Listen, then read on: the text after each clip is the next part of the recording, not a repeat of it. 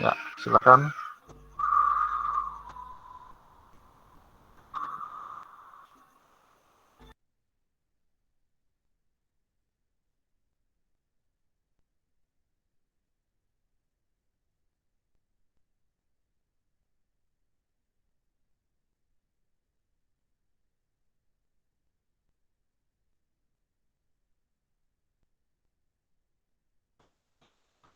Silakan yang presentasi dimulai.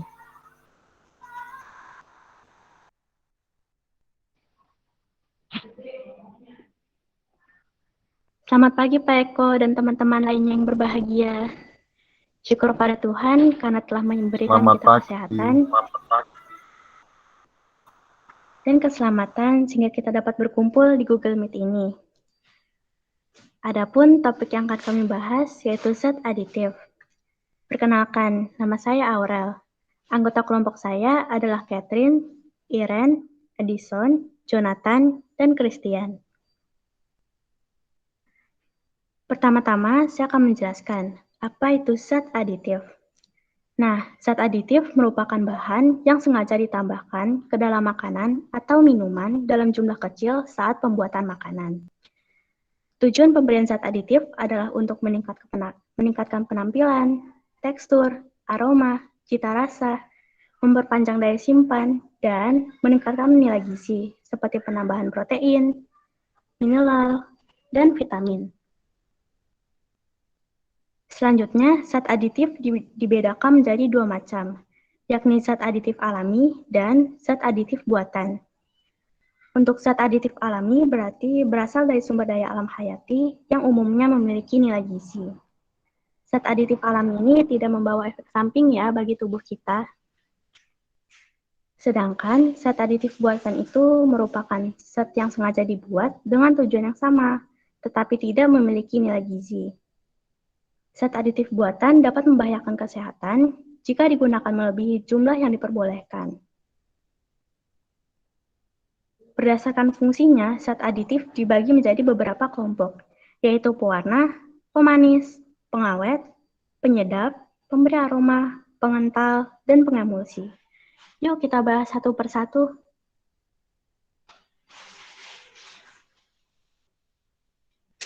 Oke, perwarna. Yang pertama itu yaitu perwarna. Perwarna diberikan kepada makanan atau minuman untuk memperbaiki atau memberi warna pada makanan atau minuman agar lebih menarik. Perwarna terbagi menjadi dua macam, perwarna alami dan perwarna buatan. Perwarna alami adalah perwarna yang diambil dari bahan-bahan alami, biasanya memiliki bau yang menyengat dan warnanya pucat tetapi tidak ada efek samping untuk tubuh kita. Sementara pewarna buatan adalah pewarna yang dibuat dari bahan kimia pembuatan manusia yang memiliki efek samping jika berlebihan dan warnanya lebih menarik.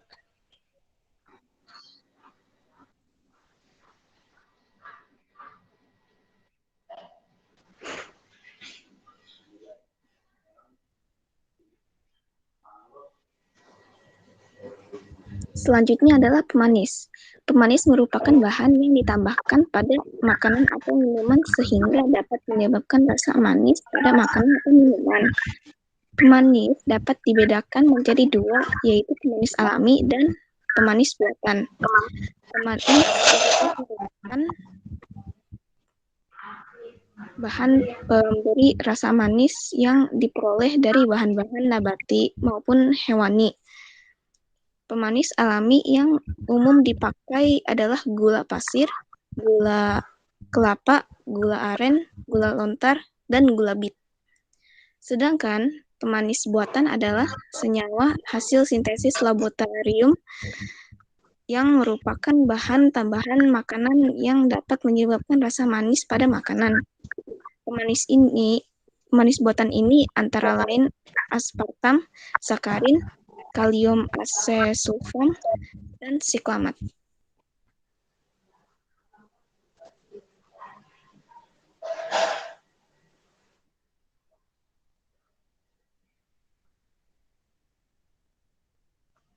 Pengawet.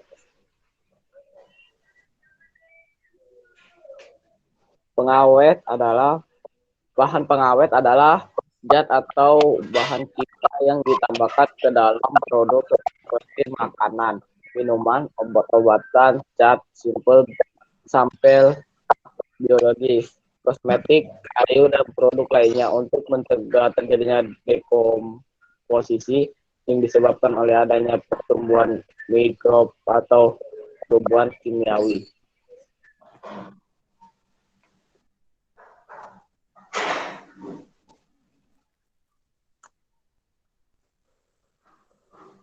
Penyedap rasa merupakan bahan tambahan makanan yang berfungsi untuk meningkatkan cita rasa suatu masakan dan makanan.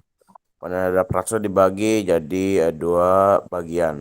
Itu penyedap rasa alami yang terdiri dari garam, gula, bawang putih, bawang merah, cengkeh, pala, merica, kunyit, ketumbar maupun rempah lainnya. Kedua adalah penyedap rasa buatan yaitu MSG atau monosodium glutamate atau lebih dikenal dengan sebutan micin.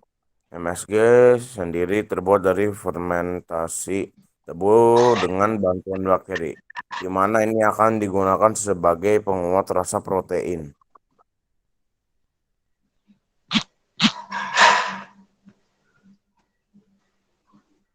Sekarang giliran saya untuk membahas mengenai pemberi aroma. Pemberi aroma. Apa itu pemberi aroma? Sesuai judulnya, pemberi aroma berfungsi untuk menambah aroma yang diinginkan pada makanan maupun pada minuman. Pemberi aroma ada dua jenis, ada yang alami dan juga ada yang buatan. Berikut ini adalah contoh-contoh pemberi aroma yang alami dan yang buatan. Contoh pemberi aroma yang alami berasal dari minyak astiri, vanili, daun pandan, dan buah-buahan, misalnya nanas atau anggur.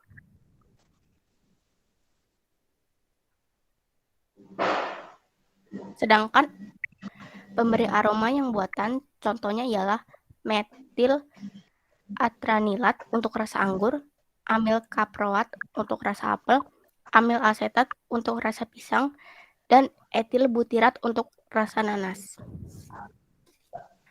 Tetapi jika kita terlalu banyak mengkonsumsi pemberi aroma buatan, dapat menyebabkan beberapa dampak untuk tubuh kita. Contohnya mengalami batuk, mual-mual, muntah, ataupun pusing.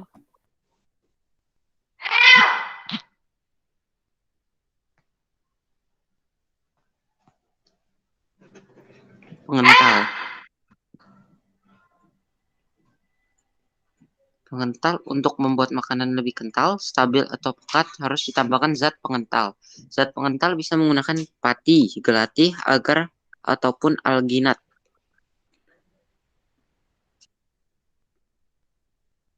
Zat aditif yang terakhir adalah pengemulsi. Pengemulsi digunakan untuk menyatukan bahan makanan yang berbeda tekstur menjadi satu. Contoh pengemulsi adalah lecitin yang bisa terdapat di kuning telur dan juga kacang kedelai. Bahan makanan yang mengandung pengemulsi misalnya mayonaise dan mentega. Sekian presentasi dari kami, kurang lebihnya mohon dimaafkan. Selamat pagi dan terima kasih. Selamat pagi. Terima kasih kembali Aurelia dan teman-teman dari kelompok 2. Mantap. Oke, anak-anak silahkan jika ada yang mau ditanyakan dari presentasinya dari kelompok 2. Gitu loh ya, kalau kalian aktif, ya ini juga ada nilai khusus. Ya, nilai khususnya yang aktif berdiskusi, aktif bertanya itu ada nilainya. Silakan. Ganja lagi. Pewarna tidak boleh dipakai, yang pewarna tekstil dan pewarna cat tidak boleh digunakan itu kalau misalnya ada di suatu produk itu boleh masuk ke pemasaran atau dia nggak boleh, ilegal. Silakan pertanyaan dari Michela Aurelia.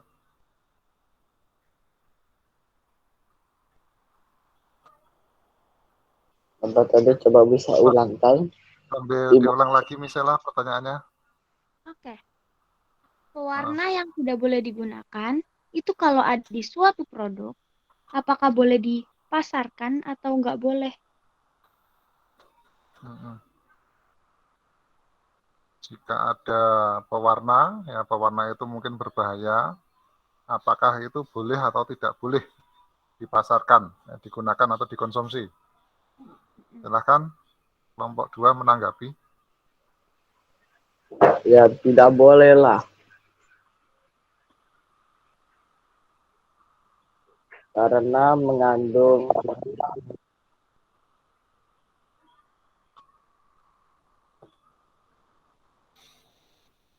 Ayo, mengandung apa yo?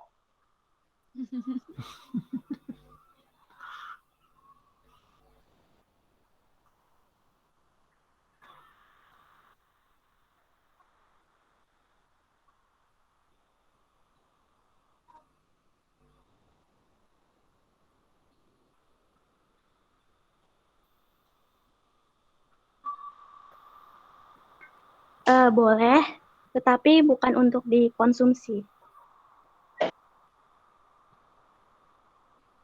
Cat rumah kan Pak ya? Cat rumah. Bukan, cat makanan Oh. juga, tapi Oh. ya. Zat makanan ya? Warna. Oh, zat perwarna. Apakah zat pewarna itu boleh misalnya dicampur dalam makanan atau dalam minuman kemudian dijual gitu, boleh atau tidak kira-kira? Itu loh yang di buku yang nomor yang table 5.5. Mungkin sambil Kan ada tuh jenis dibuka. pewarna buatan yang dilarang digunakan dalam makanan ataupun minuman. Halaman 218. Ya.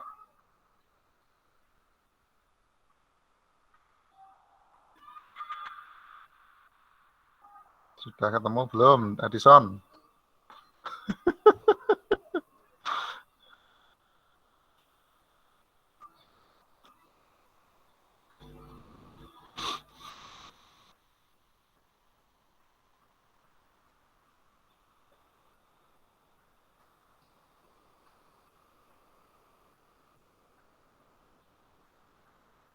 Penggunaan perwarna tekstil untuk makanan yang dapat membahayakan kesehatan konsumen itu ya? Iya. Ya.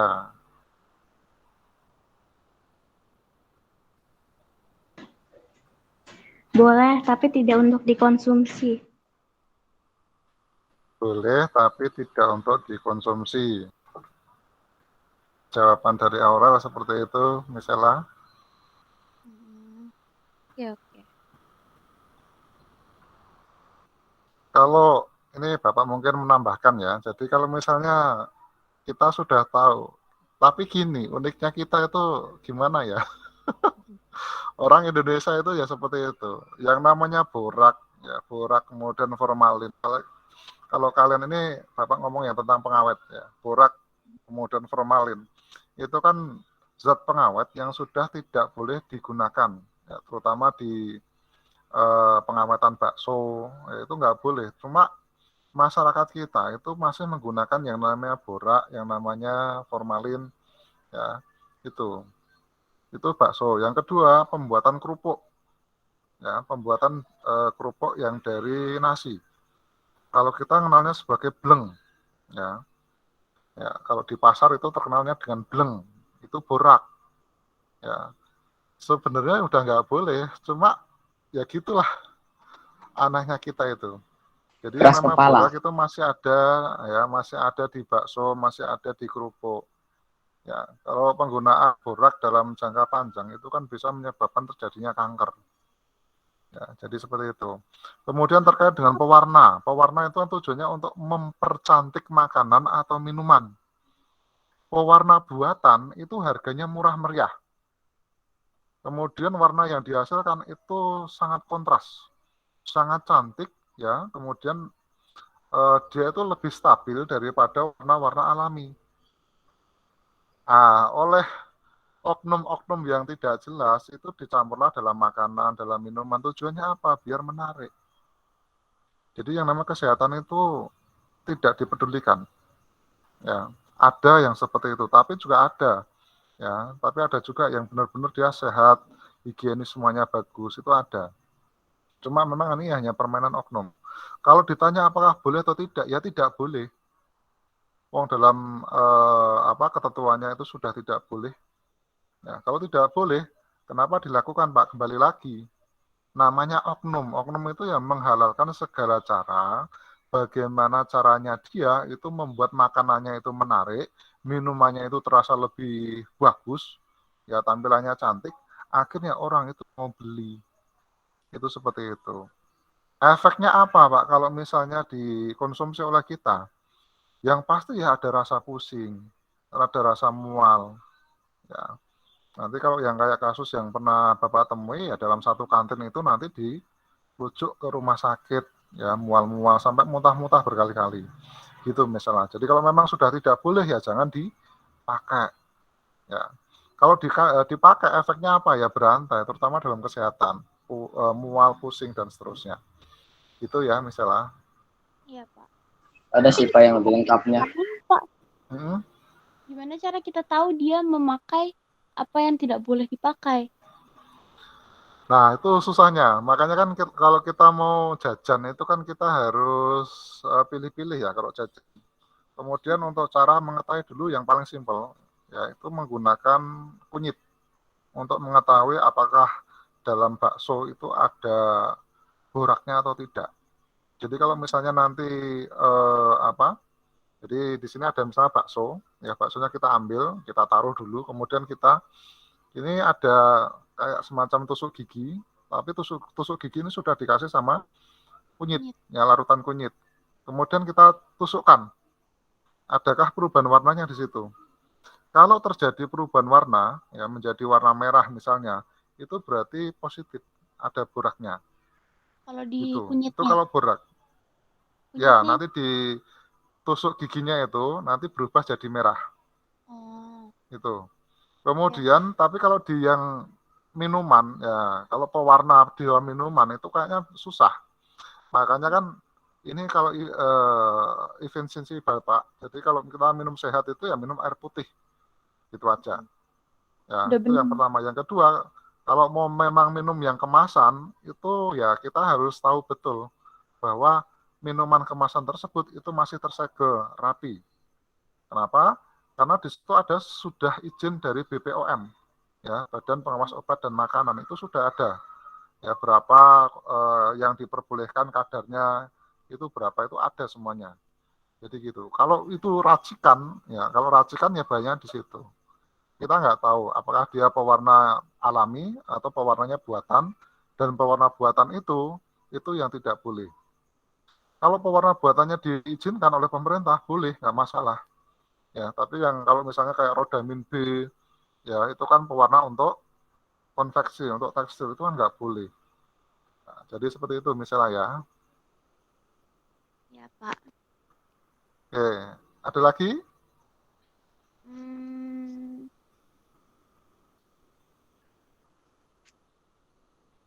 Silakan. Ayo. nggak ada. Nggak ada, cukup ya. Oke, ini Ayo, coba ayo. Aurel. Ini yang tadi Bapak perhatikan, komunikasi antara Aurel dan teman-temannya agak apa? Nggak begitu lancar atau gimana? Jadi peralihan dari kamu ke misalnya ke Edison atau ke Edison ke Jonathan atau ke Christian atau ke Iren itu kayaknya kok agak lama ya? Kenapa itu? Nggak tahu Pak saya juga, tapi saya Nah, mungkin karena belum sempat pelatihan kali ya, langsung oh iya. presentasi di sini. Oh langsung gitu ya? Oh iya iya iya, Iya, oke oke, betul betul nggak masalah. Jadi ya tadi kok Bapak cermati ini kok dari misalnya satu ke yang lainnya kok agak lama ini, kenapa ini ya? Atau memang sinyal Bapak yang terkendala gitu? Pak Sugeng sudah terkenal.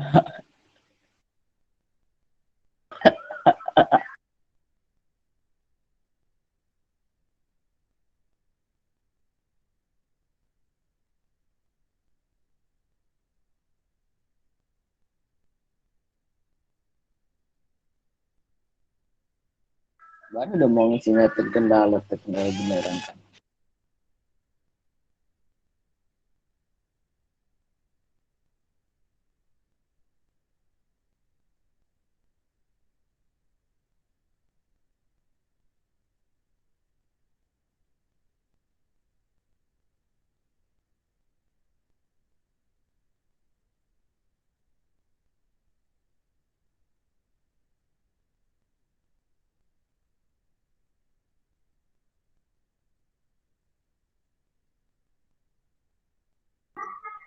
Lama-lama Bapak gelut nih sama ini, sama WiFi.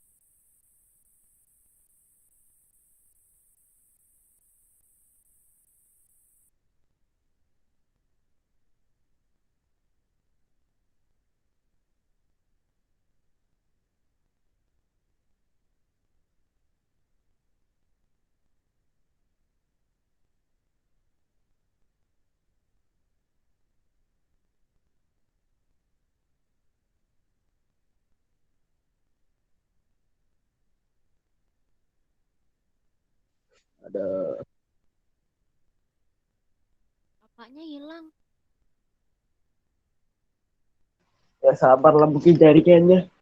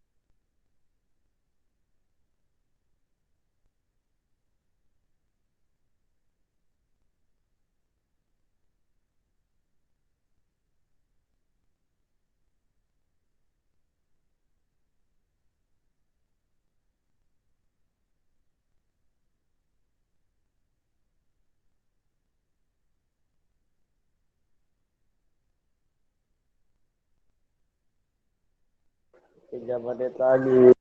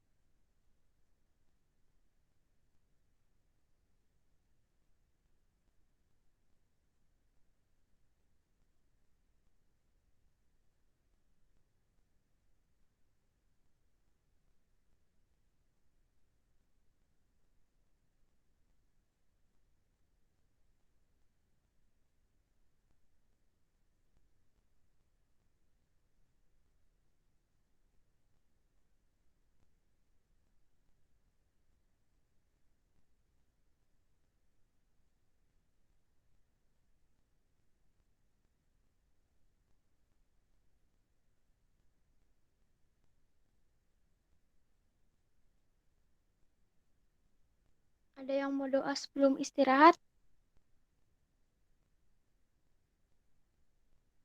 Ya udah live aja, udah izin kita sampai kok. Ya, doa dulu. Ya udah siapa? Itu aja lah situ.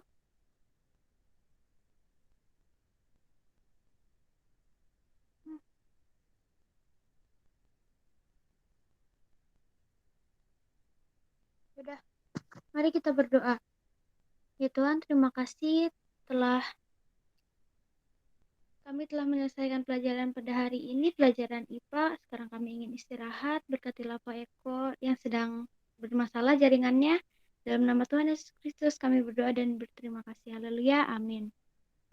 Amin. Ya, bye bye.